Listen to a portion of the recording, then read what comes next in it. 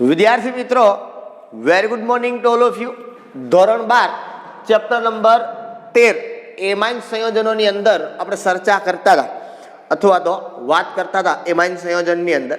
આગળના લેક્ચરની અંદર આપણે એમાઇન શરૂઆતની અંદરથી સીધું એમાઇન સંયોજનો છે એ કોને કહેવાય, એનું વર્ગીકરણ કેવું હોય, એનું બંધારણ. કાલના લેક્ચરમાં આપણે એના આયુપીએસસી અને સામાન્ય નામકરણ માટેની વાત કરી. મેં તમને એમ તે કોઈ સમઘટકતાવાળો પ્રશ્ન હતો લખાણ સંબંધિત, એના માટે પણ આપણે જનરલી ચર્ચા કરી અને તમને નાનું એવું કામ આપ્યું હતું કે આશા રાખું છું કે તમે પૂરું કરી દીધું, બરાબર. તો હવે આપણે વાત કરવાની છે એમાઇન સંયોજનો જે છે એની બનાવટ માટેની. શું વાત કરવાની છે? એમાઇન સંયોજનો જે છે એની બનાવટ કેવી હોય, શું હોય એની અંદર, એના ઉપર આપણે જનરલી આજના લેક્ચરની અંદર ચર્ચા કરવી છે.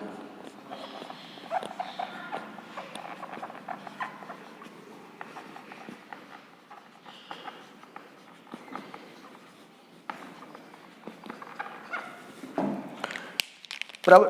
જો એક વસ્તુ ઓર્ગેનિકના જે ચેપ્ટર છે, ચેપ્ટર નંબર 10, 11, 12 અને 13 મેં લાસ્ટથી ચાલુ કર્યું છે તમારું, કારણ કે નાનું એવું ચેપ્ટર છે એટલે કદાચ મેં કીધું વિચાર્યું કે ભાઈ પહેલાં આપણે એને લઈએ, બરાબર. ઓર્ગેનિકનું કોઈ પણ ચેપ્ટર હશે ને એ દરેકની અંદર કોમન વસ્તુઓ તમારે આવશે. સૌ પ્રથમ તો કે ભાઈ એનું બંધારણ કેવું છે, જે તે પદાર્થની તમે વાત કરો છો એનું બંધારણ કેવું છે. પછી તો કે પછી જો એનું વર્ગીકરણ થતું હોય તો એનું વર્ગીકરણ કેવું છે, આયુપીએસસી નામકરણ કેમ થાય, એની બનાવટ, એના ભૌતિક ગુણધર્મ અને એના રાસાયણિક ગુણધર્મ. આ પાર્ટની અંદર અથવા તો આ સ્ટેપની અંદર ઓર્ગેનિકના જે ચેપ્ટર છે એ ચાલશે. હંમેશા યાદ રાખવાનું તમારે, કોઈ પણ પદાર્થની તમે બનાવટ કરતા હોય ને એટલે બનાવટ અને રાસાયણિક ગુણધર્મમાં એક જ વસ્તુ તમારે યાદ રાખવાની. શું? જો તમે બનાવટ કરતા હોય તો જે બનાવો છો એ નિપજમાં કોઈ પણ કાળે મળવા જ જોઈએ તમને, બરોબર છે. હવે આપણે ભજીયા બનાવતા હોય તો સીધી વાત છે છેલ્લે ભજીયું તો બનવું જ જોઈએ. તમને ખબર આપણે 10મા ધોરણમાં તમને ટેવ હતી, ગણિતની અંદર વિદ્યાર્થી હોય ને એને ટેવ હોય right hand side equal to left hand side સાબિત કરવાની, બરોબર. ડાબા બરાબર જબ્બા, છેલ્લે ગમે એમ કરીને સાઈન 10 કરીને મૂકી દે, ચાલો ડાબા બરાબર જબ્બા, ગમે એમ શીખી દે. તો સેમ બસ આપણે કંઈક અહીંયા આવું જ આવે છે કે એમાઇન સંયોજનો તમારે બનાવવા છે તો છેલ્લે તમારે કોઈ પણ કાળે એમાઇન તો હોવા જ જોઈએ તમારી રિએક્શનમાં.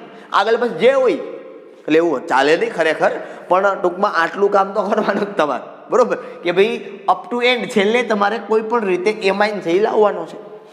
એ જ રીતે જો તમે રાસાયણિક ગુણધર્મની વાત કરતા હોય તો રાસાયણિક ગુણધર્મમાં પણ તમારે પ્રક્રિયક તરીકે જેના રાસાયણિક ગુણધર્મ જોવાના છે આપણે, એ તો પ્રક્રિયકમાં હોય ને, જેની જાનમાં જવું હોય એ તો બેન વ્યક્તિ હોય ને. એટલે જેના રાસાયણિક ગુણધર્મ જોવા હોય એ પ્રક્રિયક તરીકે હોય ને, એની સાથે કોઈકની યારે પ્રક્રિયા એટલે કાંઈક થાય. પણ પહેલી વાત પ્રક્રિયકો તમને આવડવો જોઈએ ને. તો એટલે આની અંદર એવું છે કે તમારે એક વસ્તુ યાદ રાખવાની છે, બીજું ઓટોમેટિક એ જ આવે. તમારે એક વસ્તુ તમારે યાદ રાખવાની છે, બીજી વસ્તુ ઓટોમેટિક તમારી પાસે એ જ મળે. પણ અહીંયા ક્વેશ્ચન અરાઇઝ ધેટ, એક એવો ક્વેશ્ચન છે કે એમાઇન આપણી પાસે 3 પ્રકારના છે. આમ જોવો તો 4 પ્રકારના: પ્રાથમિક એમાઇન, દ્વિતીયક એમાઇન, તૃતીયક એમાઇન અને ચતુર્થક એમાઇન. આમ 4 પ્રકારના એમાઇન છે એ આપણી પાસે છે. તો કયો એમાઇન બને છે ને કેવી રીતે છે, આ થોડુંક એવું તમારે મગજની અંદર બેસાડવાનું છે, બરાબર. એમાઇન સંયોજનોની બનાવટ માટે આપણી પાસે 6 રિએક્શન છે. નંબર 6 ટોટલ 6 પ્રકારે આપણે એમાઇન સંયોજનો છે એને બનાવી શકીએ. કઈ કઈ રીતે એમાઇન સંયોજનો બનાવી શકાય, એની અંદર શું પ્રક્રિયા પરિસ્થિતિ હોય, બરોબર, એ વસ્તુ છે આપણે મગજની અંદર યાદ રાખવાનું છે, બરોબર. અને સિમ્પલ વસ્તુઓ હોય બધી, તમે 10મા ધોરણમાં ન કહેવાય, 11મા ધોરણની અંદર આવી નાની નાની બાબતો છે એનો અભ્યાસ કરી ગયેલા છો. એ જ પ્રકારની આપણે અહીંયા ચર્ચાઓ છે એ કરવાની છે. થોડી ઘણી પ્રેક્ટિસ સાથે સાથે કરજો એટલે ઓર્ગેનિકના ચેપ્ટર છે એકદમ સરળ હોય, એમાં કાંઈ એટલું બધું ખાસ અઘરું ના હોય, બરોબર. પણ થોડી ઘણી પ્રેક્ટિસ કરશો એટલે આવડી જાય. જો એક બીજી વાત કરી દો કે ભાઈ ઓર્ગેનિકના ચેપ્ટર છે ને એ જનરલી કેવા હોય ખબર લાગે? એકદમ ઓકે હાલ છે ને, ઓકે સહી સરળ લાગે એકદમ, પણ યાદ રાખવામાં થોડાક એને ટફ પડે. યાદ રાખવામાં એને થોડાક કેવા પડે? ટફ પડે, લોંગ ટાઈમ માટે યાદ ન રહે. એનું કારણ છે કે એક જેવું જે હોય પછી તમે થાય શું ખબર, આમ થતું પણ શું બને યાદ નથી આવતું એક્ઝેક્ટ, આવા પ્રકારના પ્રશ્ન તમારી પાસે આવશે કે થશે. એટલે ઓર્ગેનિક છે અને મોસ્ટ ઓફલી તમારે લખી લખીને રિએક્શનો કરવી પડશે. લખી લખીને જેટલી રિએક્શનો કરશો એટલી લોંગ ટાઈમ માટે તમને યાદ રહેશે. ફિઝિકલ કેમિસ્ટ્રીની અંદર કેવું હોય, દાખલાવાળા ચેપ્ટરની અંદર કેવું હોય, ઓકે એક વખત તમારા મગજની અંદર બેસી ગયું આ પ્રકારનું સૂત્ર છે, આટલું આવ્યું હોય ને આ ગોતવાનું છે ને આમ મળે, આ એક મેથેમેટિકલી સ્ટેપ થઈ ગયા, તમને ખબર પડે કે ઓકે આમ છે ને આનું આમ કરવાનું છે, એ ખ્યાલ પડે. પણ અહીંયા ઓર્ગેનિકમાં એવું જ કંઈક છે, પણ થોડુંક એમાં જુદા પ્રકારનું છે કે એક સરખું જેવું તમને લાગે પણ હોય નહીં એવું, એક સરખા જેવું તમને લાગે પણ એવું હોય નહીં, બરોબર. એટલે આમાં યાદ જાજુ રાખવું પડે. ફિઝિકલ કેમિસ્ટ્રીમાં યાદ ઓછું રાખવું પડે, ઓટોમેટિક આન્સર છે એ તમને જાજા મળે તો તમારી મેથડ સાચી હોય તો. અહીંયા કેવું છે તમારી પાસે કે તમારે લાંબુ યાદ રાખવું પડે, બરોબર. બેઝ તમારો હોવો જોઈએ ક્લિયર 11માનો ખાસ, તો વધારે ઓર્ગેનિકના ચેપ્ટર છે એ ભણવાની તમને મજા આવે. ઓકે, એમાઇન સંયોજનો ચેપ્ટરની અંદર આપણે વાત કરવી છે. એમાઇન સંયોજનો છે એના ઉપર આપણે જોઈએ કે કેવી રીતે એને બનાવવામાં આવે છે. એમાં 6 બનાવટની પ્રક્રિયાઓ છે, એમાંથી હું તમારી પાસે પહેલી બનાવટ માટેની વાત કરું છું. નાઇટ્રો સંયોજનોના રિડક્શનથી બનાવી શકાય.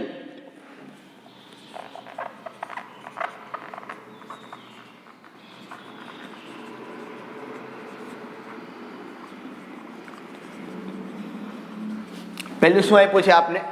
નાઇટ્રો સંયોજનોના રિડક્શન દ્વારા, એવું પણ તમે કહી શકો, અથવા તો નાઇટ્રો સંયોજનોનું રિડક્શન આવું આપણે કરીએ તો પણ આપણને નાઇટ્રો સંયોજનો છે, બરોબર, એમાંથી રિડક્શન કરશું એટલે શું મળશે? એમાઇન મળશે. હવે આમ તમે જુઓ તો ઘણું બધું ટફ છે કે સર એમાઇન મળે તો કયો એમાઇન મળે? આલ્કાઇલ એમાઇન મળે કે એરાઇલ એમાઇન મળે? આલ્કાઇલ એમાઇન એટલે કેવો હોય ખબર ને? કાર્બનની શૃંખલાવાળો ચક્રીય નહીં, બરોબર. એરાઇલ એમાઇન તો કે બે બેન્ઝીન રિંગ વાળો, તો આમાં બંને મળે તમને. ક્યાં મળે તમને? એક આવી બાબતો પણ નોંધતા રહેવાનું છે કે એમાં શું સ્પેસિફિકેશન આવેલું છે. નાની નાની બાબતો છે એને તમારે હંમેશા મગજની અંદર રાખવી પડશે, બરોબર. ઓકે, નાઇટ્રો સંયોજનો છે, રિડક્શન કરવાનું છે. શબ્દ સમજો આખો, આવજો અહીંયા શબ્દ પાસે તમારે કે રિડક્શન મીન્સ વોટ. એક તો પેલા આ ખ્યાલ હોવા જોઈએ તમને નાની નાની બાબતો કે રિડક્શન કરવાનું છે. ઓક્સિજન ઉમેરાય તો ઓક્સિડેશન, ઓક્સિજન દૂર થાય તો રિડક્શન, ઓક્સિજન ઉમેરાય ઓક્સિડેશન, ઓક્સિજન દૂર થાય રિડક્શન, બરોબર. એવી રીતે આપણે રિડક્શન પણ કરવાનું છે. હાઇડ્રોજનના સંદર્ભમાં એક રિડક્શન આવે, ઓક્સિડેશન આંકના સંદર્ભની અંદર આપણે કહીએ ને ઓક્સિજન ઉમેરે અથવા તો હાઇડ્રોજન દૂર થાય. ઓક્સિડેશનની વ્યાખ્યા આપણે શું કહીએ કે ઓક્સિજન ઉમેરાય અથવા હાઇડ્રોજન દૂર થાય તો ઓક્સિડેશન કહેવાય. એના કરતાં ઉલટું, ઓક્સિજન દૂર થાય અથવા હાઇડ્રોજન ઉમેરાય તો એને શું કહેવાય? રિડક્શન પ્રક્રિયા કહેવાય. તો અહીંયા આપણે રિડક્શન કરવું છે બાય હાઇડ્રોજન. હાઇડ્રોજન દ્વારા આપણે અહીંયા રિડક્શન કરવાનું છે. કોના દ્વારા આપણે રિડક્શન કરવાનું છે? હાઇડ્રોજન દ્વારા અહીંયા આપણે રિડક્શન પ્રક્રિયા છે એ જોવાની. તો હવે રિડક્શન કરવા માટે આપણે હાઇડ્રોજન જોશે. હાઇડ્રોજન છે એ વાયુ સ્વરૂપે હોય. ઉદ્દીપક આપણે જોઈએ, બરોબર. હવે ઉદ્દીપક તરીકે જનરલી તમને ખબર છે, મેં પૃષ્ઠ રસાયણ વિજ્ઞાનની અંદર ભણાવ્યું હતું, સંક્રાંતિ તત્વોનો વધારે પડતો ઉદ્દીપકીય ગુણધર્મ હોય. પૃષ્ઠ વાળા ચેપ્ટરની અંદર મેં તમને વાત કરી હતી કે ભાઈ ઉદ્દીપકનો ગુણધર્મ જનરલી પ્રથમ સંક્રાંતિ શ્રેણીના તત્વો એટલે 21 થી લઈને 30 તત્વો છે એ વધારે પડતું તમને જોવા મળે, બરોબર. અને સમૂહ નંબર 11 થી પણ વધારે પડતું તમને જોવા મળે છે. આપણે વાત થઈ એટલે એવું નથી કે એ જ હોય એમ, એ સિવાય પણ હોય, પણ એ વધારે પડતો ઉદ્દીપકીય ગુણધર્મ છે એ ધરાવે છે, બરોબર. જનરલી અહીંયા આપણે ઉદ્દીપક તરીકે નિકલ, પેલેડિયમ, પ્લેટિનમ જેવા પદાર્થો છે એનો ઉપયોગ છે અહીંયા આપણે રિડક્શન માટે કરવાના છીએ. સપોઝ હું અહીંયા કહું કે આપણી પાસે અહીંયા RnO2 છે. આ RnO2 ની પ્રક્રિયા નાઇટ્રો સંયોજન થયું એટલે આને કહેવાય નાઇટ્રો આલ્કેન. શું બોલાય આને? Nitro alkane. તો યાદ રાખજો, નાઇટ્રો છે એને પૂર્વક લાગે. શું લાગે? પૂર્વક. પૂર્વક નામની પહેલા વપરાય, પ્રત્યય નામની પાછળ વપરાય એટલે નાઇટ્રો છે એ પૂર્વક છે, આર એટલે આલ્કેન કીધું મેં અત્યારે, બરોબર. IUPAC નામકરણમાં આને આલ્કેન કહેવાય, નહીં કે આલ્કાઇલ, બરોબર. નાઇટ્રો આલ્કેન ઉદ્દીપક તરીકે હું ઉપયોગ કરવાનો છું. અહીંયા કોઈ પણનો તમે ઉપયોગ કરી શકો, નિકલ, પ્લેટિનમ અથવા તો પેલેડિયમ. એની સાથે મારે જોડવાનો છે કોને? હાઇડ્રોજન. અહીંયા તમારે આલ્કોહોલિક દ્રાવણ છે એ વાપરવાનું છે, બરોબર છે. એટલે અહીંથી ઓક્સિજન દૂર થશે અને આ હાઇડ્રોજન છે એ અહીંયા ઉમેરાશે, બરોબર છે. એટલે અહીંયા નિપજ તમને મળશે RNH2, બરોબર. શું થશે? અહીંથી ઓક્સિજન દૂર થશે અને હાઇડ્રોજન ઉમેરાશે, અને હાઇડ્રોજનની અંદર પણ તમને ખ્યાલ હોય એ પ્રમાણે, બરોબર.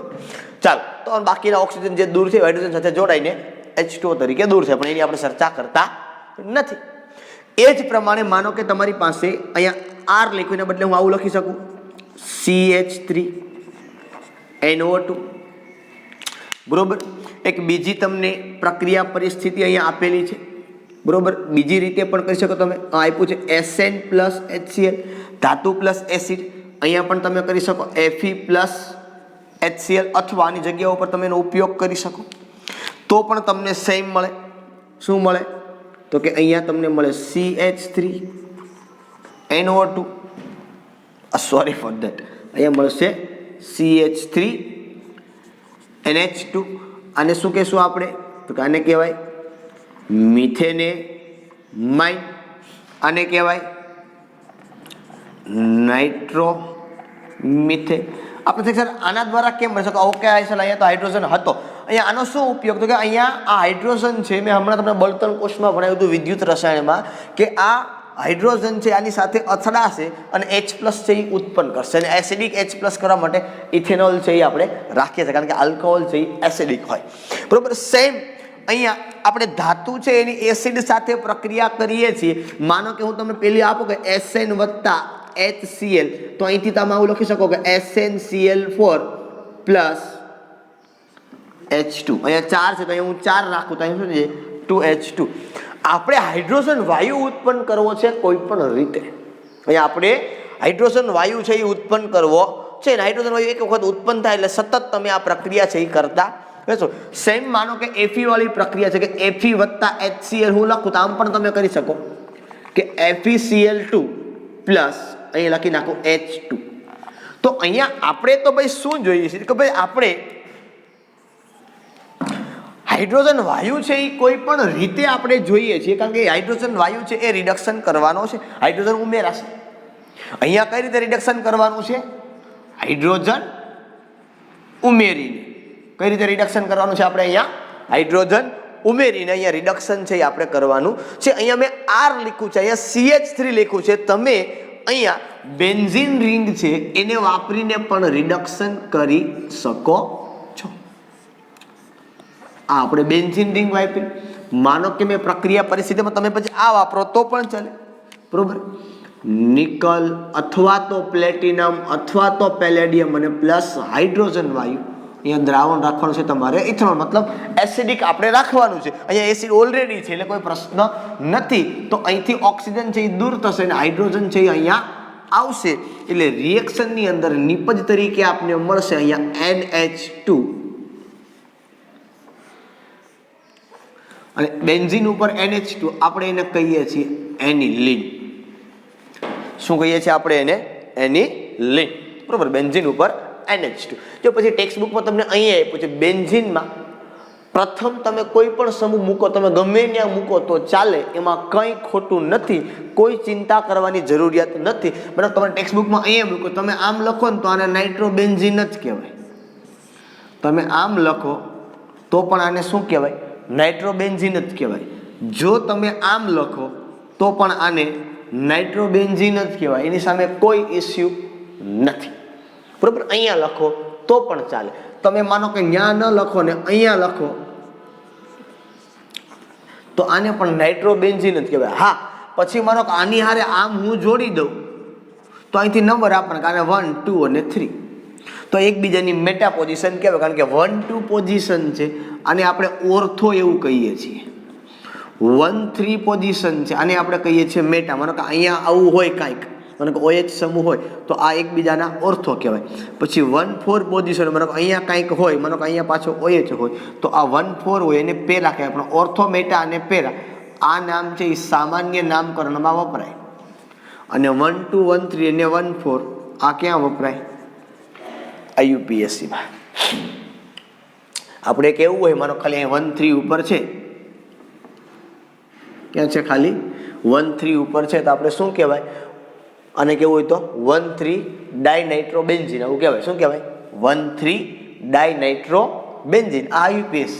પણ આપણે કેવું હોય કે મેટા ડાયનાઇટ્રોબેન્ઝીન તો એ શું થઈ જાય? સામાન્ય નામ થઈ જાય. બરાબર? મેટા ડાયનાઇટ્રોબેન્ઝીન શું થઈ ગયું? તો મેટા નાઇટ્રોબેન્ઝીન. બરાબર?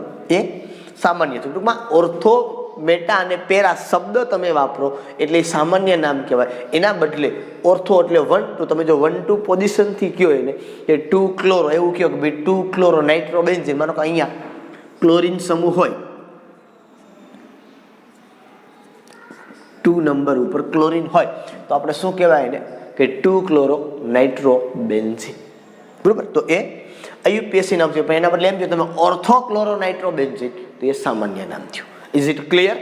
ઓકે. એટલે અહીંયા લખ્યું હોય તો પણ ચાલે, બીજી બાજુ લખ્યું હોય તો પણ ચાલે. એટલે એની સામે કોઈ ઇસ્યુ તમારી પાસે છે નહીં. એટલે એ બાબતે કોઈ તમારે ચિંતા કરવાની જરૂરિયાત નથી. બરોબર? અથવા તો એવું કંઈ મગજમાં લેવાની જરૂરિયાત તમારે નથી. એ જ પ્રકારે તમે બીજી પ્રક્રિયા પરિસ્થિતિની કન્ડિશન છે લઈ શકો. બરોબર? એ જ પ્રકારે તમે કહેવાનો મતલબ કે આમ પણ તમે કરી શકો. ભાઈ આ નાઇટ્રોબેન્ઝીન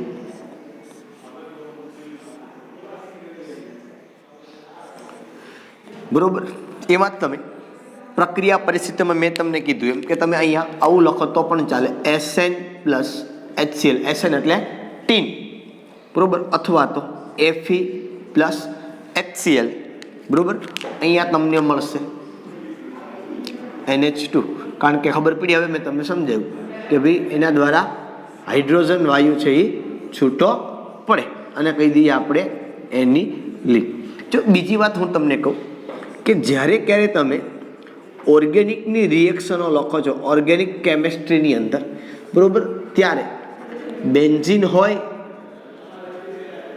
કે અલ્કાઇલ સમૂહ હોય એ રિએક્શન તમે જ્યારે લખો છો ત્યારે પ્રક્રિયક અને નિપજ અથવા તો મુખ્ય પ્રક્રિયક અને મુખ્ય નિપજ એમાં નામ લખવું જરૂરી છે. તમારો બાય પ્રોડક્ટ કાંઈ કંઈ બેની હોય તેનું નામ ન લખો તો ચાલે, પણ જે તમારો મુખ્ય પ્રક્રિયક છે એ મુખ્ય પ્રક્રિયક અને તમારી નિપજ આની નીચે નામ લખવું જરૂરી છે.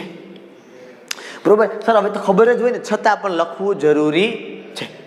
બરોબર? એટલે આ વસ્તુ ભૂલાય નહીં. આની ખાસ કાળજી લઈને શક્ય બને તો જુદા કલરની પેનથી તમે નામ લખો તો થોડુંક વધુ સારું લાગશે તમારું પેપર.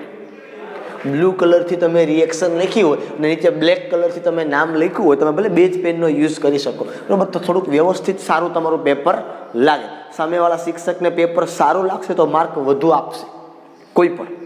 બરાબર? ચાલો, કારણ કે હવે તમારે એ પણ ધીમે ધીમે શીખવાનું છે. બરાબર?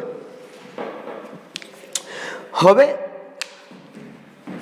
એક એવું તમને કહેવામાં આવેલું છે કે આયન સ્ક્રેપ્ટ. આયન સ્ક્રેપ્ટ એટલે આયનનો ભંગાર છે એની હાઇડ્રોક્લોરિક એસિડ સાથે પ્રક્રિયા કરો અને જે હાઇડ્રોજન વાયુ ઉત્પન્ન થાય, મતલબ કે આ પ્રક્રિયા પરિસ્થિતિ છે એ આ પ્રક્રિયા પરિસ્થિતિ એ ઉત્તમ પ્રક્રિયા પરિસ્થિતિ છે. કેવી છે? ઉત્તમ પ્રક્રિયા પરિસ્થિતિ. ઉત્તમ પ્રક્રિયા પરિસ્થિતિ એટલા માટે કીધી કે આ Fe છે એ શું છે તો કે આયનનો ભંગાર.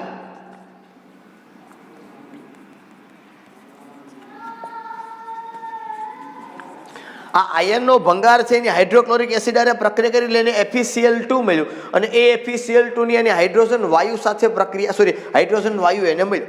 પણ અગત્યની વાત શું છે તો કે ભાઈ જે તમારો આયન હતો એની એને HCl સાથે પ્રક્રિયા કરી એટલે FeCl2 બન્યો અને હાઇડ્રોજન વાયુ માને કે છૂટો પડ્યો. બરોબર છે? તો અહીંયા તમારે Fe માં શું લેવાનું છે કે તમારે આયન નથી લેવાનું, તમે આયનનો ભંગાર વાપરી શકો. આયનનો ભંગાર. પણ અગત્યની વાત શું છે તો કે આજે FeCl2 તમારો બન્યો છે તમારી પાસે, આ FeCl2 છે એનું જો તમે જળ વિભાજન કરો, હવે તમે હાંડિયા જેવડા છે, તમને રિએક્શન આવડે Fe+2 Cl-, બરોબર, અહીંથી H પ્લસ અને OH માઇનસ, આ FeOH આરે જોડાશે, શું બનાવે તો કે FeOH ટ્વાઇસ પ્લસ આ H અને Cl, શું બને છે અહીંયા HCl, OH 2 છે, તમે એને કેટલા વડે ગુણી દો 2 વડે, અહીંયા ગુણી દો 2 વડે, તો તમને અહીંયા HCl છે એ સતત બનતો લાગશે. તમે એક વખત 2 મોલ HCl Fe માં નાખ્યા હતા, પછી તમે એની અંદર પાણી નાખો, જે હાઇડ્રોજન આ તો વાયુ છે એ તો છૂટો પડી જાય, પછી તમે એનું જળ વિભાજન કરશો તો તમને HCl છે, એક વખત તમે HCl નો ઉપયોગ કરો, ફરી પાછો HCl તમને પાછો મળે છે. એટલા માટે આ જે પ્રક્રિયા પરિસ્થિતિ છે Fe પ્લસ HCl માટેની, આ પ્રક્રિયા પરિસ્થિતિને ઉત્તમ પ્રક્રિયા પરિસ્થિતિ માનવામાં આવે છે, અથવા તો આ પ્રક્રિયા પરિસ્થિતિ છે એનો દર વખતે ઉપયોગ કરવામાં આવે છે. કારણ કે આ તમને પૂછે, કદાચ મારો કે પૂછવું હોય તો, કારણ કે એમ કહેવાય કે ભાઈ આયન સ્ક્રેપ્ટ અને HCl ઉમેરવાથી FeCl2 બને, અને આ FeCl2 નું જો જળ વિભાજન કરવામાં આવે, બરોબર છે, અહીં લખવું પડે જળ વિભાજન, જો એનું જળ વિભાજન કરવામાં આવે તો HCl વાયુ છે, અહીંયા આપણી પાસે મુખ્ય નિપજ ભલે આ છે, પણ આપણી પાસે મુખ્ય નિપજ HCl છે, કે હાઇડ્રોક્લોરિક એસિડ વાયુ છે એ ઉત્પન્ન થાય, અને ઉત્પન્ન થતો આ હાઇડ્રોક્લોરિક એસિડ છે એ ફરી પાછું તમે પ્રક્રિયક તરીકેમાં ઉપયોગ કરી શકો છો, અને આ પ્રક્રિયા છે એ સતત ને સતત આગળ ને આગળ ચાલુ રહે છે. એટલે તમે રિડક્શન માટે કોઈ વધારે નિપજ છે એની ઉપયોગ કરવો પડતો નથી. ઓકે, તો આ થયું આપણી પાસે એમાઇન સંયોજનોની બનાવટ માટેની પહેલી રિએક્શન, નાઇટ્રો સંયોજનોનું રિડક્શન, કે આ રીતે આપણે નાઇટ્રો સંયોજનો છે એનું રિડક્શન કરી શકીએ છીએ. ઓકે, આ સેકન્ડ રિએક્શન ઉપર મારે જવું છે. સેકન્ડ રિએક્શન તમને આપવામાં આવેલી છે, એમોનોલિસિસની પ્રક્રિયા આપી છે, તમને નામ શું આપ્યું I don't know, alkyl halide સંયોજનોનું એમોનોલિસિસ.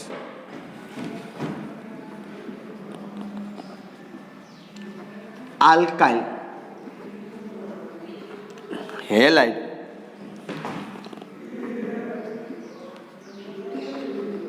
સંયોજનોનું ammonolysis.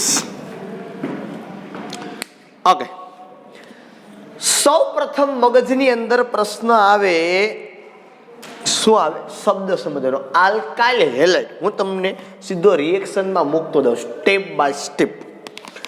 Alkyl halide, halo, alkyl એટલે R, હેલાઇડ એટલે X, એની સાથે સંયોજનોનું આ સંયોજન બની ગયું આલ્કાઇલ હેલાઇડ. સામાન્ય આલ્કાઇલ હેલાઇડ કહેવાય ને, બરોબર છે, અથવા તો હેલો આલ્કેન IUPAC માં, કારણ કે હેલો છે એ પૂર્વક છે. એમોનોલિસિસ મીન્સ વોટ? એમોનોલિસિસ એ શું છે તો કે બીજું કાંઈ નહીં, એમોનિયા. કે આલ્કાઇલ હેલાઇડ છે એની રિએક્શન એમોનિયા સાથે કરો એટલે એમોનિયા છે એ R અને X નો બંધ તોડી નાખે, એટલે આ રિએક્શનને એમોનોલિસિસ કહેવાય. આપણે કેમ કહીએ હાઇડ્રોલિસિસ, જળ વિભાજન ઇંગ્લિશ શબ્દ છે, એમોનોલિસિસ છે એ ઇંગ્લિશ શબ્દ છે, આપણે કહીએ હાઇડ્રોલિસિસ, બરોબર. તો એ પ્રમાણે આને એમોનોલિસિસ શબ્દ આપણે વાપરેલો છે, બરોબર. ઓકે, એમોનિયા અને RX વચ્ચેની રિએક્શન હોય. હવે આમાં તમને ખબર છે કે અહીંયા આ X પાસે 3 અબંધકારક ઇલેક્ટ્રોન યુગ્મ હોય, ઇઝ ઇટ રાઈટ? R અને આ બંધમાંના ઇલેક્ટ્રોન છે એ કઈ તરફ ખેંચાયેલા હોય? R અને X ના, તો કે X તરફ, કારણ કે X ઉપર તમને ખ્યાલ છે ∆2D માઇનસ, આના ઉપર ∆2D પ્લસ, આવું હોય તો કે હા. હવે આ એમોનિયા છે ને, આ એમોનિયાને કેન્દ્ર અનુરાગી પ્રક્રિયક કહેવાય. સર આ તમે નવું ગોતી એમાં, કેન્દ્ર અનુરાગી પ્રક્રિયકો. 2 પ્રક્રિયકો આવે આવા, એક છે કેન્દ્ર અનુરાગી પ્રક્રિયક અને બીજો આવે ઇલેક્ટ્રોન, હું શબ્દ નથી લખતો, ઇલેક્ટ્રોન અનુરાગી પ્રક્રિયક, અથવા તો પ્રક્રિયકો ઘણા બધા હોય, આ કોઈ એક નો હોય. કેન્દ્ર અનુરાગી, ઇલેક્ટ્રોન અનુરાગી, અને ઇંગ્લિશમાં કહેવાય ન્યુક્લિયોફાઇલ.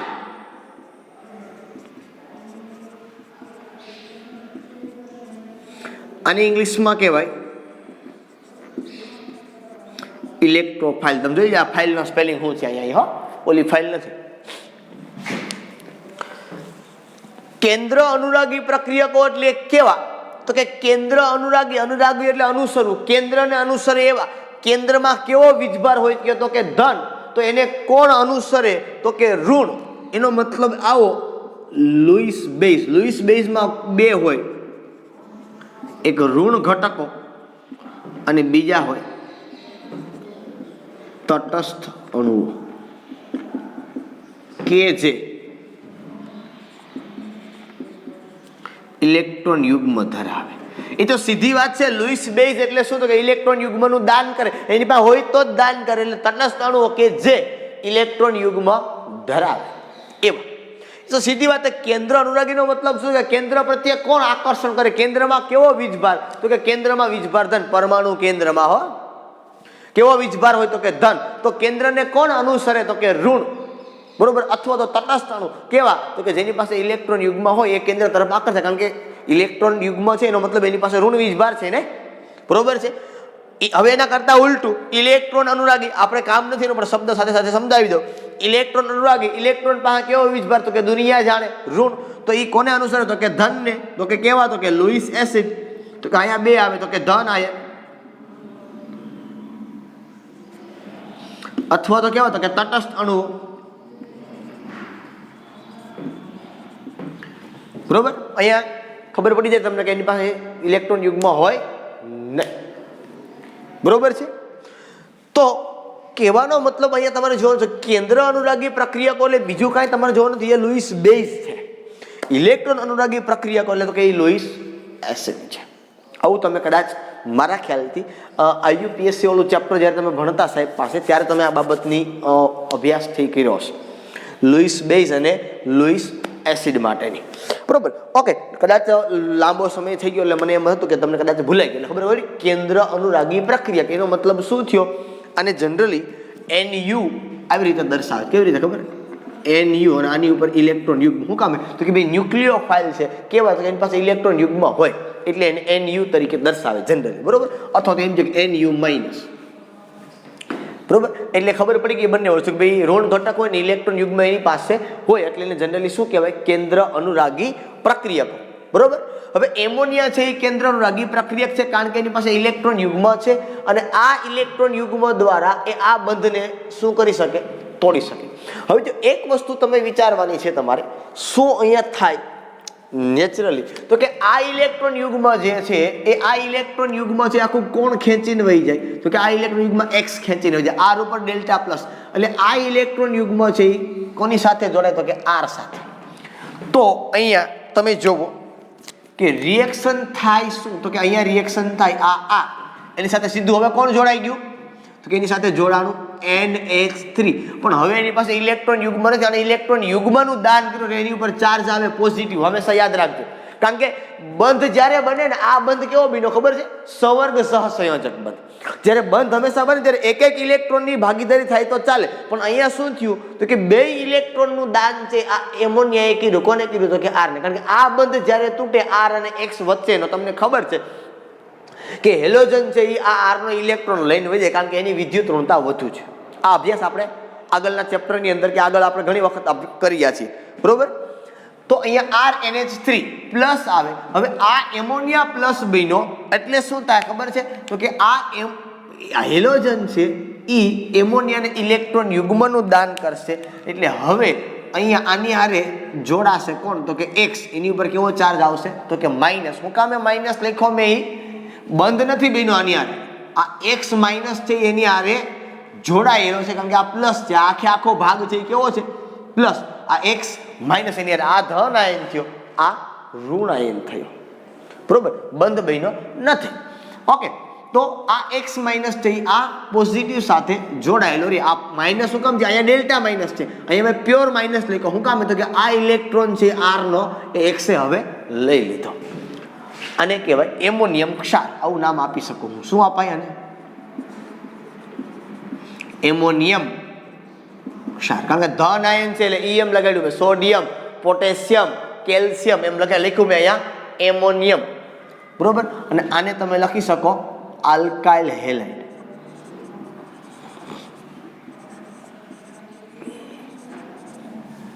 ઓકે, આ ભાગ છે એવું નીચેથી લખેલો જે કંઈ એ હું કાઢી નાખું છું. આ તમારે જોતું હોય તો લખી લેજો, કામ આવશે આગળ. ઓર્ગેનિકમાં બહુ કામ આવશે. અને કાં તો નાની એવી વસ્તુ તમારે મગજની અંદર પણ રહે જો થોડું ઘણું હોય તો.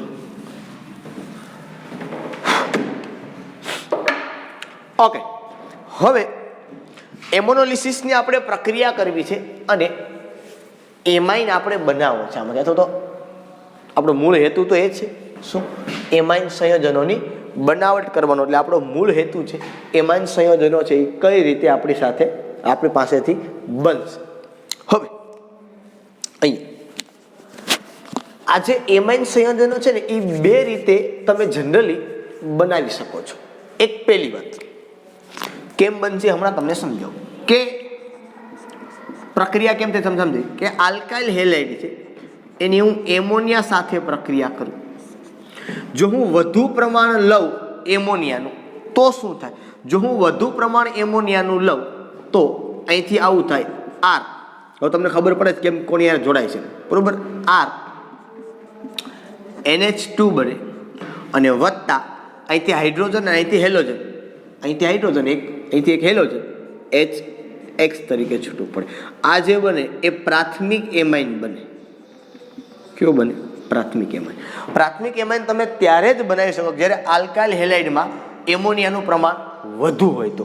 જો ઓછું હોય તો શું થાય કે આ તમારો આલ્કાઇલ હેલાઇડ છે, એમાં મેં પ્રક્રિયા કરી એમોનિયાની, એનો મતલબ એમોનિયા ઓછું છે. હવે આ ઓછું છે એનો મતલબ સીધો આવું થઈ ગયું, આનું પ્રમાણ વધુ છે. નામ નથી લખતો, અમારે નામ લખવાના સાથે સાથે. તો થાય શું? તો કે હવે શું થાય ખબર છે? અહીંથી તો કે અહીંથી આવું બને. પહેલાં તો R NH2 હું અહીં લખી નાખું છું નીચે માઇનસ HX. આ કયો એમાઇન બન્યો? તો કે આ પ્રાથમિક એમાઇન બન્યો. હવે તો કે આ જે પ્રાથમિક એમાઇન બન્યો એ ફરી પાછા આ RX, કારણ કે આનું પ્રમાણ વધુ છે એટલે ફરી પાછા આ RX સાથે પ્રક્રિયા કરે. એટલે ફરી પાછો અહીંથી હાઇડ્રોજન જાય, હેલોજન સાથે જોડાય, માઇનસ HX. તો અહીંયા બે R થઈ ગયા. તો R2 N અને H. અહીંયા બે હાઇડ્રોજનનું વિસ્થાપન થયું એટલે હું આને બોલીશ 2 ડિગ્રી એમાઇન અથવા તો દ્વિતીયક એમાઇન. બરોબર. ફર્ધર પાછો તો કે R અને X સાથે જોડાશે. ફર્ધર આ હાઇડ્રોજન X સાથે જોડાઈને માઇનસ HX બનશે. અહીંયા બની જશે R3 અને N. આને હું કહીશ તૃતીયક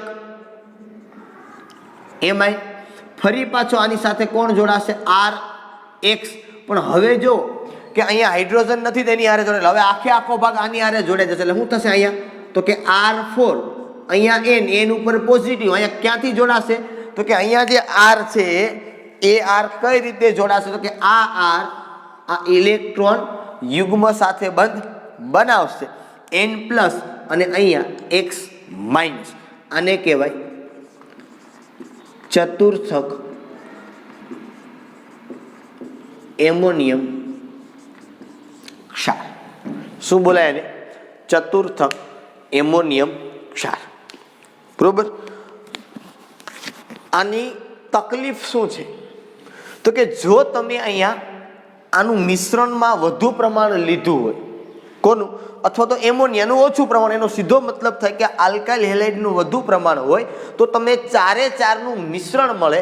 આ પ્રક્રિયા છે એ બંધ નળીની અંદર 373 કેલ્વિન તાપમાને અને બંધ નળીમાં આ પ્રક્રિયા કરવામાં આવે. બંધ નળીમાં એટલે ક્લોઝ ટ્યુબમાં. બરોબર. આનો ગેરફાયદો એ છે શું છે કે જો એમોનિયાનું પ્રમાણ ઓછું હોય, આપણે એમોનોલિસિસ છે આનો હેતુ રાખશું, એમોનિયાનું પ્રમાણ ઓછું હોય તો મળતી નિપજ 1 ડિગ્રી 2 ડિગ્રી 3 ડિગ્રી અને 4 ડિગ્રીનું મિશ્રણ મળે છે. અને જો તમારે 1 ડિગ્રી એમાઇન જોતો હોય તો તમારે એમોનિયાનું પ્રમાણ વધારે લેવું પડે. શું કરવું પડે? તમારે એમોનિયાનું પ્રમાણ વધારે લેવું પડે. અથવા તો જો એવું ના કરવું હોય તો શું કરવું પડે? તો કે તો તમારે માનો કે આ આલ્કાઇલ હેલાઇડ છે, એની તમે એમોનિયા સાથે પ્રક્રિયા કરો, પણ આનું પ્રમાણ લેવાનું વધુ, તમને ખબર છે એ પ્રમાણે. એટલે શું થાય? તો કે અહીંયા હોય ડેલ્ટા માઇનસ, અહીંયા હોય ડેલ્ટા પ્લસ, આ આર સાથે જોડાય, તમને અહીંથી મળે R NH3 plus X minus. આની બેઝ સાથે પ્રક્રિયા કરવાની. કોની સાથે? બેઝ સાથે. એટલે તમને ખબર છે હું તો કે અહીંથી છૂટું પડે Na પ્લસ, અહીંથી છૂટું પડે OH માઇનસ. બરોબર? આ Na છે એ એક્સ હારે જોડાઈ જાય. Na કોની હારે જોડાઈ જાય? એક્સ હારે જોડાઈ જાય. એટલે અહીંયા લખું હું માઇનસ NaX.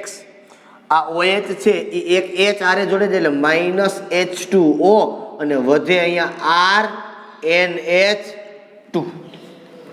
શું વધે અહીંયા? Minus RNH2. પણ તમારે અહીંયા લખવું હોય તો પણ ચાલે. આ માઇનસ છે ને તમે આમ પણ લખી શકો અહીંયા NaX અને વત્તા H2O. અહીંયા તમે લખો તો પણ ચાલે, એમાં કંઈ ખોટું નથી. બરોબર?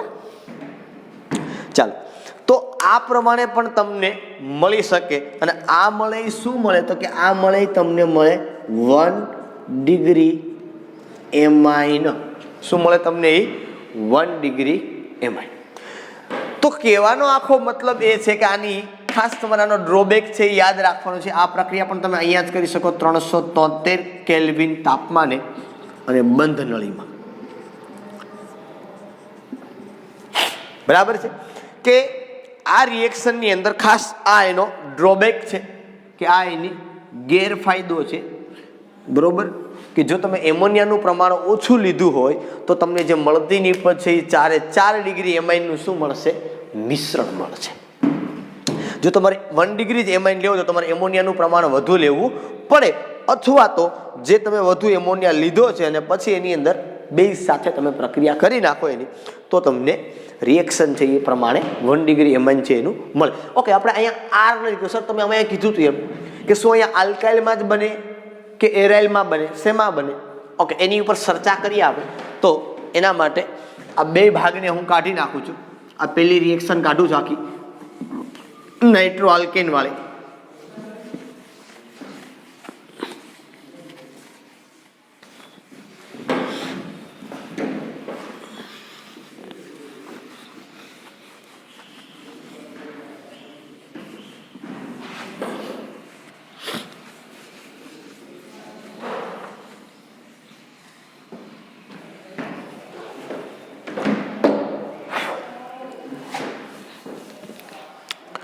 હવે જો જે એમોનોલિસિસની પ્રક્રિયા છે એના માટે ખાસ તમારે મગજની અંદર રાખવાનું છે. તમને ટેક્સ્ટ બુકની અંદર કદાચ કીધું છે, હું તમને કહું છું કે એમોનોલિસિસની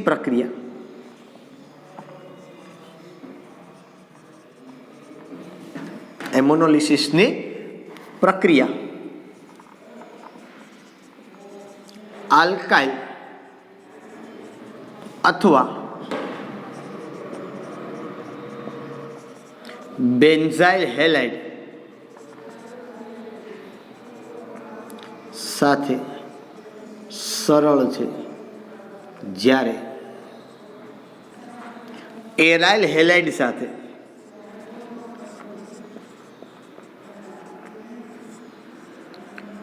મુશ્કેલ છે.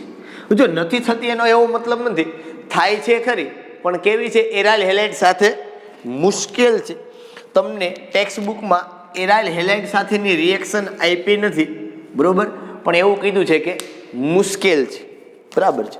સપોઝ માનો કે આપણે પહેલા આલ્કાઇલ હેલાઇડની વાત કરીએ ને આલ્કાઇલ તરીકે માનો કે હું મિથાઇલ લઉં કે તમે માનો ઇથાઇલ લો તો માનો ચાલો હું મિથાઇલ લઉં કે CH3 અહીંયા હું લઈ લઉં Cl પ્લસ આપણે પ્રક્રિયા કરીએ એમોનિયા સાથે, બરાબર. જો એમોનિયાનું ઓછું પ્રમાણ હોય એવું તમે લ્યો અને પ્રક્રિયા કરો તો તમને શું મળશે? તો કે આવી રીતે મળશે તમને CH3NH2 માઇનસ અહીંયા શું મળશે HCl. પાછું અહીં તમારે શું કરવાનું હવે? તો કે પાછો પ્રક્રિયા કોણ કરશે હવે? તો કે ભાઈ પાછો પ્રક્રિયા કરશે CH3Cl. તો પાછું શું થશે? અહીં કને જો CH3 અહીંયા NH અને પાછો કોણ આવશે? CH3 આવશે. અહીંયા આવું જશે માઇનસ HCl. અહીંથી પાછું અહીંયા કોને લખું હું? CH3Cl. અહીંયા પાછું કોણ આવશે? CH3N CH3 અહીંયા CH3 અહીંયા પણ આવી જાય શું પાછું? Minus HCl. પાછું અહીંયા CH3Cl અહીંયા માઇનસ HCl ના આવે, ખાસ ધ્યાન રાખવાનું કે અહીંયા હવે શું થાય? તો કે અહીંયા જે નાઇટ્રોજન ઉપર ઇલેક્ટ્રોન યુગ્મ હતું એ ઇલેક્ટ્રોન યુગ્મની હારે કોણ જોડાય? તો કે મિથાઇલ સમૂહ જોડાય અને આ જોડાય એટલે આ ઇલેક્ટ્રોન યુગ્મ ક્લોરીન ઉપર ટ્રાન્સફર થાય સીધું, બંધ તૂટે. તમને ખબર છે વિદ્યુત ઋણતા એની વધારે હોય એટલે અહીંયા બને CH3N અહીંયા CH3 અહીંયા CH3 અહીંયા CH3 નાઇટ્રોજન ઉપર પોઝિટિવ ચાર્જ. રેડી? હવે પછી મેં માનો કે મેં મિથાઇલ લખ્યું, તમે ઇથાઇલ પણ અહીંયા લખી શકો.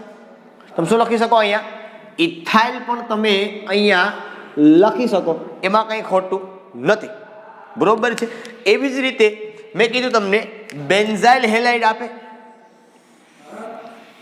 કોણ આપે? Benzyl halide. બેન્ઝાઇલ હેલાઇડ એટલે કેવું? તો કે બેન્ઝાઇલ હેલાઇડ ઇઝ નથિંગ, આ બેન્ઝીન રિંગ એની ઉપર CH2 અને Cl અને કહેવાય બેન્ઝાઇલ ક્લોરાઇડ. શું બોલે આને? બેન્ઝાઇલ ક્લોરાઇડ, બરોબર. તમારે પ્રક્રિયાની કરવાની છે કોની સાથે? તો કે એમોનિયા સાથે. અહીંયા ઇલેક્ટ્રોન યુગ્મ હોય જ. શું થાય તમને ખબર છે? તો કે અહીંયા આવી ગયું CH2, અહીંયા આવી ગયું NH2 અને કહેવાય બેન્ઝાઇલ એમાઇન. પછી બેન્ઝાઇલ એનિલિન નો કહેવાય. હા, એનિલિન ક્યારે કહેવાય? બેન્ઝીનની ગારે હોય તો આને શું કહેવાય? Benzyl amine.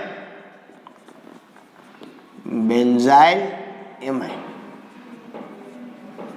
બરોબર. ફર્ધર પાછી તમે આની હારે પ્રક્રિયા કરો કોની? હવે તમારો આની હારે તમે બે રીતે કામ કરી શકો. કઈ રીતે? તો મેં માનો કે જો અહીંયા CH3Cl ઉમેરો આની સાથે CH3Cl તો શું થાય? તો કે અહીંથી એક હાઇડ્રોજન અહીંથી Cl એટલે માઇનસ HCl અને આવું બને શું? તો કે CH2N H અહીંયા CH3 અને આ વસ્તુ બને. અને માનો કે તમે અહીંયા આની સાથે પાછું આવું જોડો, કેવું? CH2Cl અને અહીંયા બેન્ઝીન રિંગ, તો પાછું અહીંયા કેવું બને? તો કે આવું બને. આ પેલું હતું એમ ને CH2NH આ Cl અને અહીંથી પાછું હાઇડ્રોજન માઇનસ HCl અને અહીંયા પાછું શું જોડાઈ જાય? તો કે અહીંયા આ હતું એની પાછું પેલા દોરી દઉં. આ હતું અહીંયા અહીં પાછું શું જોડાઈ જાય? તો કે પાછું અહીંયા આ CH2 આ પાછી બેન્ઝીન. હજી આગળ કરો એટલે ફર્ધર પાછું એક આવે, બરોબર. આ બંને તમે જોવું હોય તો જોવો. તમને ટેક્સ્ટ બુકની અંદર કોયડા નંબર 13.1 ની અંદર આપ્યું છે. એ લોકોએ શું આ કર્યું છે? તો કે એ લોકોએ C2H5 લીધું છે. અહીંયા મેં અહીંયા CH3 લીધું છે, બંને ચાલે. અને અહીંયા તમને બેન્ઝાઇલ હેલાઇડની અંદર એને કામ કર્યું છે. અહીંયા છે એને CH3Cl લઈને કામ કર્યું છે. મેં બે લઈને તમને સમજાવ્યું કે આ રીતે તમને નિપજ છે એ મળી શકે, બરોબર. હવે આ બધી પ્રક્રિયા જે થાય ને એ બધી પ્રક્રિયા તમે 373 કેલ્વિન તાપમાન એટલે સામાન્ય ટેમ્પરેચરે કરી શકો. પણ જો તમારે આલ્કાઇલ હેલાઇડ લેવો હોય તો આલ્કાઇલ હેલાઇડ માટે જો તમે એમોનિયા અહીંયા આપણે વધુ પ્રમાણમાં સીધો લેવો પડે તમારે, તો અહીંયા તમારે 673 કેલ્વિન તાપમાન ને 60 બાર દબાણ અઘરી પ્રક્રિયા પરિસ્થિતિ લેવી પડે. અહીંયા 2 એમોનિયા ઓછામાં ઓછા વધુ છે એટલે લ્યો, એટલે અહીંથી આવું થાય. કેવું થાય કે એક આવે NH2- અને એક આવે NH4+. અહીંથી તૂટે એટલે Cl કઈ રીતે તૂટે?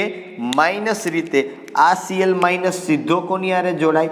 NH4 હારે. અહીંયા માઇનસ છે એટલે અહીંયા ચાર્જ આવે પ્લસ. અહીંયા કોણ જોડાઈ જાય? NH2. એટલે અહીંયા સીધું બની ગયું NH2. આ બની ગયું તમારું એનિલિન અને વત્તા અહીંયા આવી ગયું NH4Cl. પણ પ્રક્રિયા પરિસ્થિતિ અઘરી હોય, જડદઈ ના બને. આ બહુ અઘરી રિએક્શન છે, બરોબર છે. આપણે કંઈક દબાણ આપવું એટલું સરળ છે નહીં, ઘણું બધું અઘરી પ્રક્રિયા પરિસ્થિતિ છે.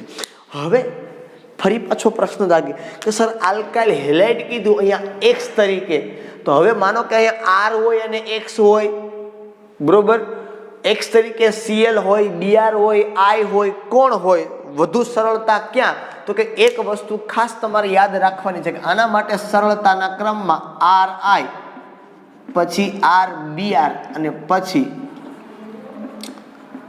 RCl, બરોબર. ફ્લોરિન તો રિએક્શન કરે જ નહીં.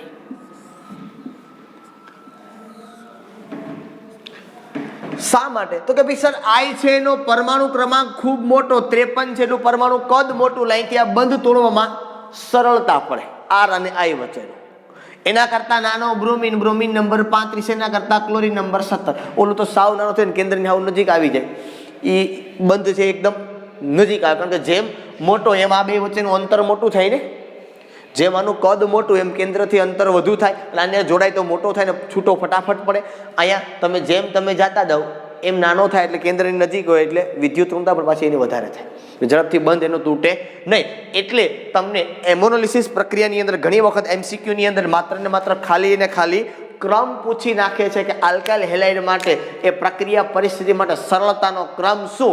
પ્રાથમિક એમાઇન મેળવવા માટે તો Ri, RBr અને RCl એની પ્રક્રિયા પરિસ્થિતિ છે, બરોબર. એ એમાઇન સંયોજન માટે એની પ્રતિક્રિયાત્મકતા છે, એનો શું થઈ ગયો? તમારો ક્રમ થયો, બરોબર.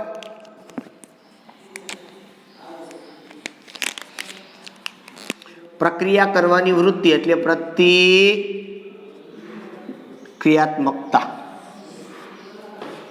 બરોબર. આ એનો ક્રમ થયો. ખબર પડી શા માટે મેં કીધું? કારણ કે આયોડિન છે એનો પરમાણુ ક્રમાંક મોટો છે, એટલે કેન્દ્રથી એ દૂર હોય એટલે બંધ તોડવો સરળ પડે. જેમ ઝડપથી બંધ તૂટે એમ ઝડપથી રિએક્શન થાય.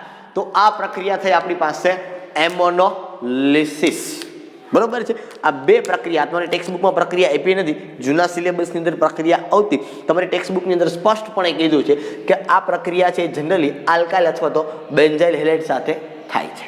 એનાલ હેલાઇડનું નામ આપ્યું નથી, એનો મતલબ નથી થતી એવું ના કહી શકો, થાય છે ખરી, પણ પ્રક્રિયા પરિસ્થિતિ છે એ થોડીક તમારે વિકટ લેવી પડે. તો પ્રક્રિયા પરિસ્થિતિ જો વિકટ હોય તો પ્રક્રિયા થઈ શકે, નહીતર પ્રક્રિયા થઈ શકે નહીં, અથવા તો પ્રક્રિયા કરવી થોડી મુશ્કેલ છે, બરોબર. ઓર્ગેનિક ચેપ્ટર છે એકદમ સરળ હોય. અહીંયા બે પ્રક્રિયાઓ મેં તમને આપી, કઈ રીતે કયો બંધ તૂટે, ક્યાંથી ક્યાં જાય, યાદ રાખવું એકદમ સરળ છે. કઈ રિએક્શનમાં ખાસ એટલું બધું અઘરું નથી, પણ સમજવું અને પૂછેલું હોય તો કઈ રીતે લખવું આ બાબતો ખાસ જોવાની છે. ફરી પાછું કહું છું, જ્યારે ક્યારે પણ તમે કોઈ પણ રિએક્શન લખો છો એક્ઝામની અંદર, રિએક્શન કહું છું આ સમજણની વાત થઈ, આવી રીતે બંધ બને એમ પહેલાં, બરોબર. રિએક્શન લખો તો જ્યારે ક્યારે પણ ત્યારે હંમેશા એનું નામ લખવું, મુખ્ય પ્રક્રિયક અને મુખ્ય નિપજ. એક જ મુખ્ય પ્રક્રિયક હોય એવું પણ જરૂરી નથી, ઘણી વખત બે મુખ્ય પ્રક્રિયક હોય તો બંનેના નામ લખવાના, નિપજનું નામ લખવાનું. આ નામ લખશો એટલે માર્ક તમને આપવામાં શિક્ષકને સરળતા પડે, બરાબર છે. ઓકે, ચાલો આજે અહીં સુધી રાખીએ. ફરી પાછી બીજી હજી 4 રિએક્શનો બાકી છે, એના ઉપર આપણે આગળના લેક્ચરની અંદર અભ્યાસ કરશું. ત્યાં સુધી બધાને Tata, bye bye, C you.